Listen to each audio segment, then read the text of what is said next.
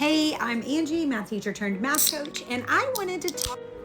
Hey, I'm Angie, math teacher turned math coach, and I wanted to talk to you today a little bit about these math stations that I posted actually quite a few months ago. I got a lot of questions on them, and I wanted to kind of chit chat a little bit about them. So I kind of want to take this to like a teacher hackish type thing and kind of chat with you about how I run these stations. So long time ago, back in the day, I realized what I was really good at as a teacher, and I realized what I really was not good at. And there's a lot of little bitty things that I just wasn't good at. For example, keeping up with like daily jobs or like even weekly jobs. Like I just am no good at like the continual moving of clips or names or anything like that. I also was not really good at just like grading a ton of papers, like always taking grades and having my grade book updated. So these stations actually helped me to minimize a bunch of my lack of mental ability. I don't even know how to word it, but with the organization of these stations, I was able to know like, okay, this is going to be for a grade. I'm going to grade this many things every week.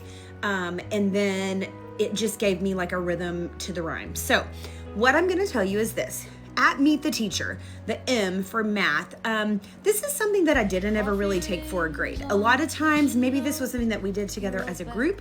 It was, for example, if we were doing fractions, we colored the fraction bars together and looked at how one whole was also equivalent to 2/2 or 4/4 or whatever. So we did something together, or we did practice questions together. And if it was ever a paper of any sort, yes, I may have collected them, but the majority of that grading was just like a check mark, like, yes, you got it done, or I even wrote on some because some need to be documented as completed with help or completed at teacher table because that needs to be documented that way. Secondly, the at your seat station or seat work station, that is something that I always took for a grade. Now, granted, I know there's sometimes when you get a bunch of papers and you're like, ain't nobody got this, nobody understood it. No, I didn't take it for a grade.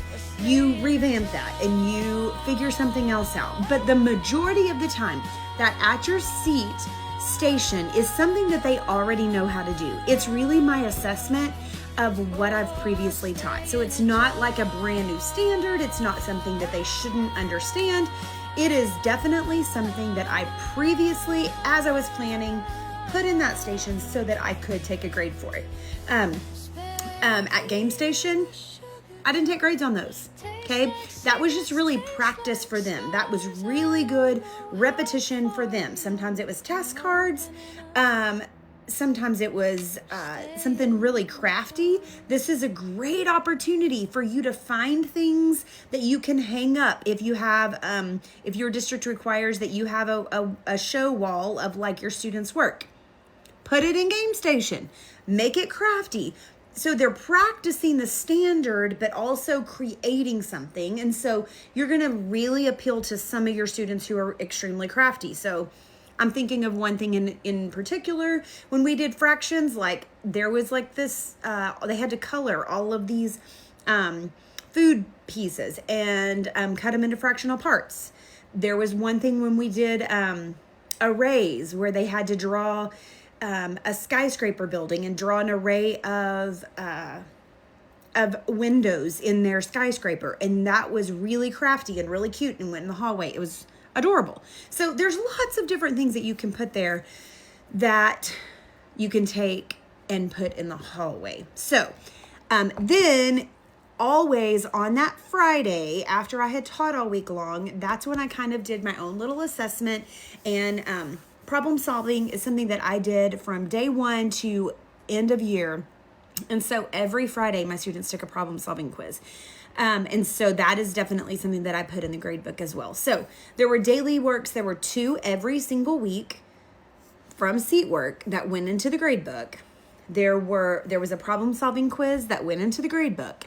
And so those are the little things that I think we sometimes stress out about, like, oh, there's so much grading to do. Well, yes, you're right. But like, know yourself and know what you're good at, know what you're not so good at, and plan that way. So know, okay, this is going to be something I'm going to take a grade on.